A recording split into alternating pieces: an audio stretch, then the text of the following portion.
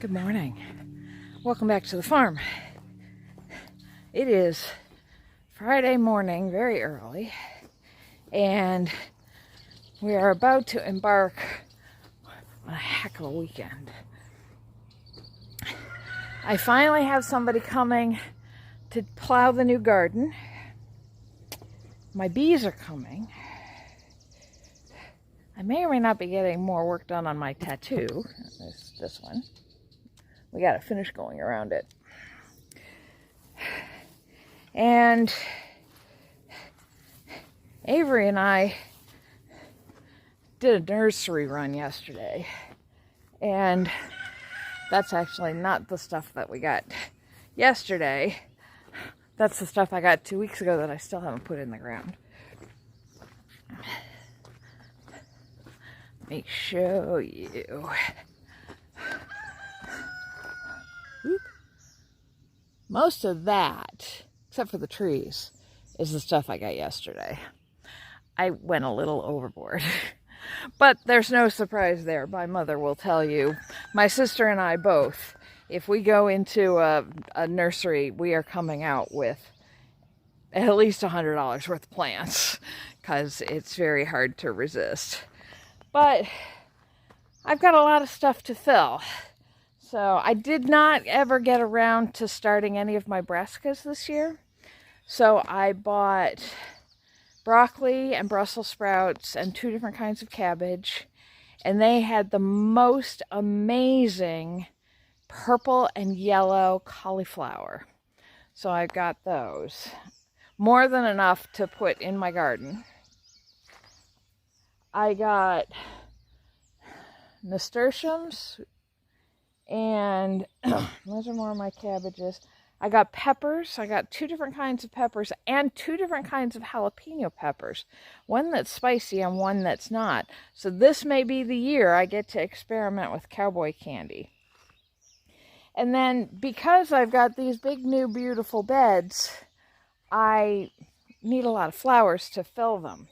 So I got gerbera daisies, and I got delphiniums, and I got a bunch of herbs, and just lots of stuff. These little guys here are my favorite, and why I go to the nursery I do. These are Lisianthus, and they're, the best way I can think of to describe them is they're a succulent rose. The petals are very rose-shaped, but the stems are very moist, succulent-y, that kind of texture to them. And I just love them. They're so beautiful. They're almost impossible to start from seed. It takes about 3 months for the seeds to germinate. And if you're bad at remembering to water like I am, it just doesn't happen. So when I found this nursery, it's up in Richfield Springs. It's called Pine View Greenhouse, if you're in the area. They have a wonderful selection. I've got purple and pink and white and blue, and I'm just so excited to be getting those in the garden. It's half the reason that I wanted these longer beds, so I could do a long row of tall flowers. To keep the stalks straight, I do need to be able to stake them out. So having the extra space is going to make that easier. So obviously I have a lot to do this weekend and not a lot of time to do it in. I do have to go to church on Sunday, and I've got a meeting tonight, and obviously the tattoo is going to take time tomorrow. I would like to go to the pottery studio, but I cannot go unless I get some of this planting done. We've got a raku class or event coming up, and I'd like to be able to throw some pieces for that. Raku, I'm sure I'll talk about this later, is a Japanese system for firing your clay, for cooking the glaze onto the surface of your finished products. And it's very exciting because you're setting things on fire. It's great. But that cannot happen if I do not get this work done.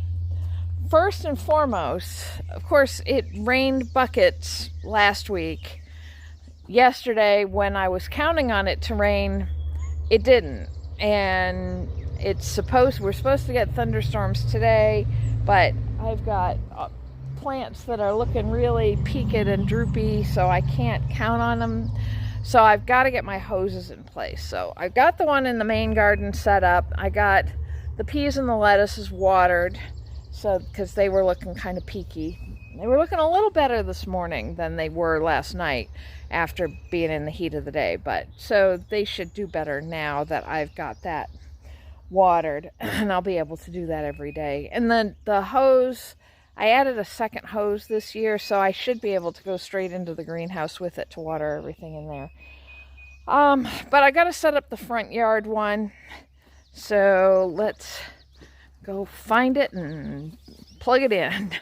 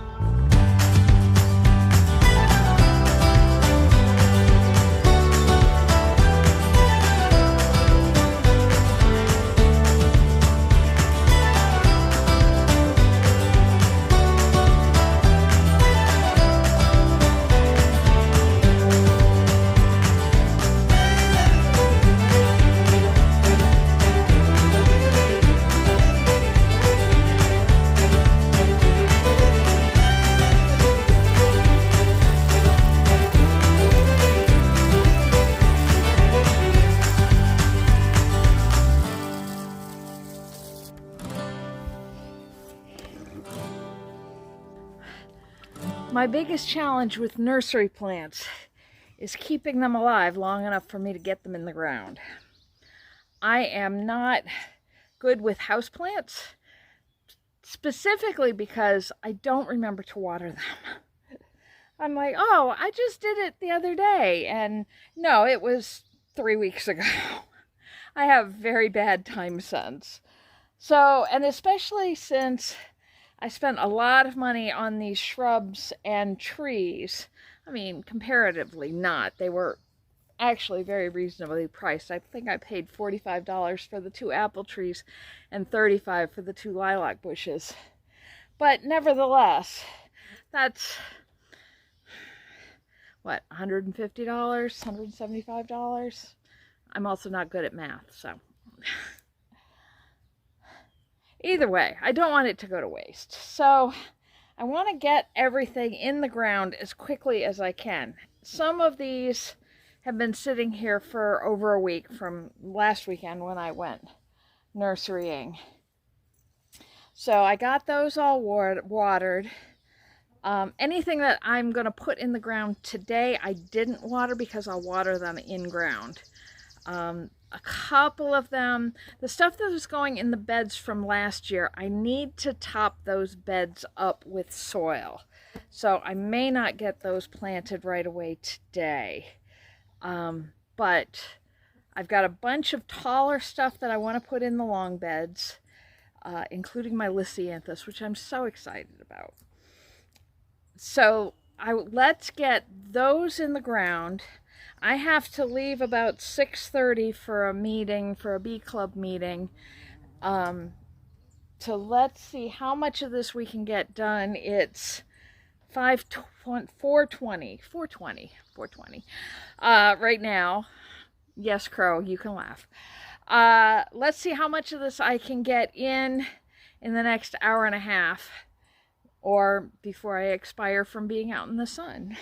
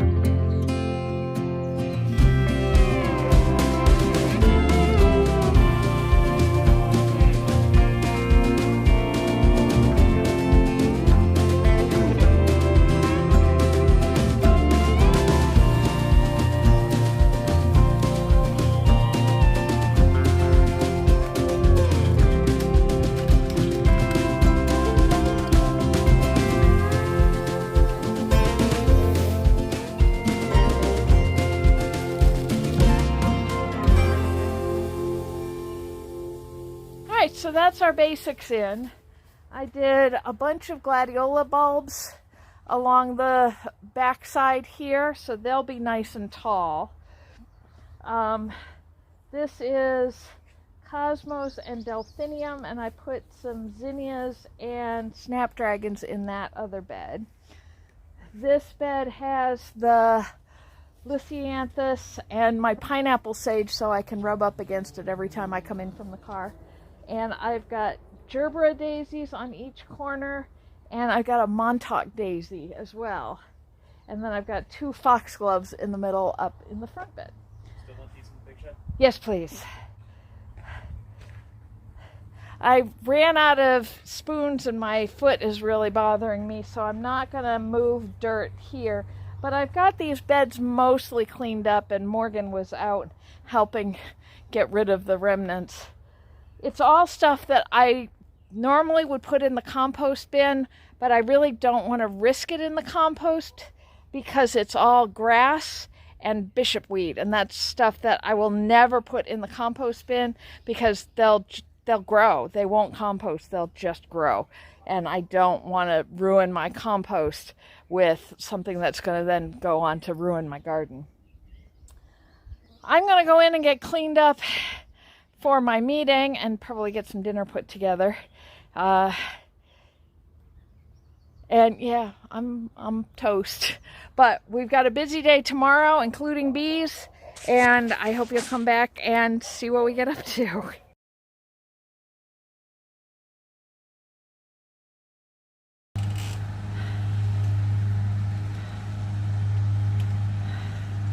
So I've said time and again, planning is everything, the plan is nothing.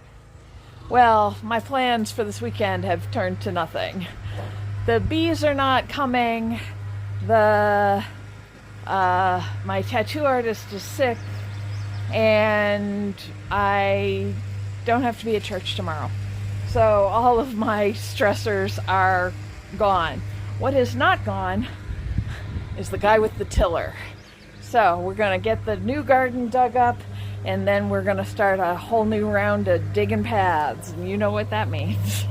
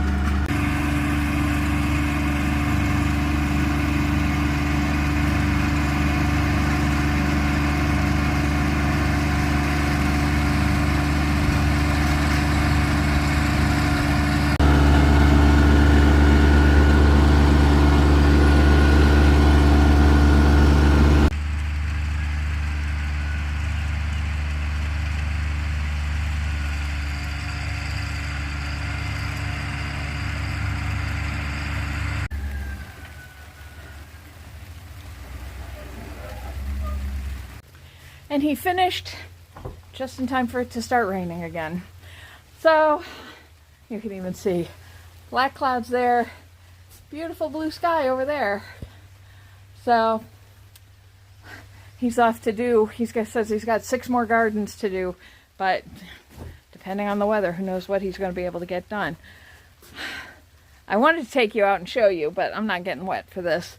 That soil is still so slick wet that I really can't do anything with it today, probably not tomorrow. We're supposed to get 3 more days of rain.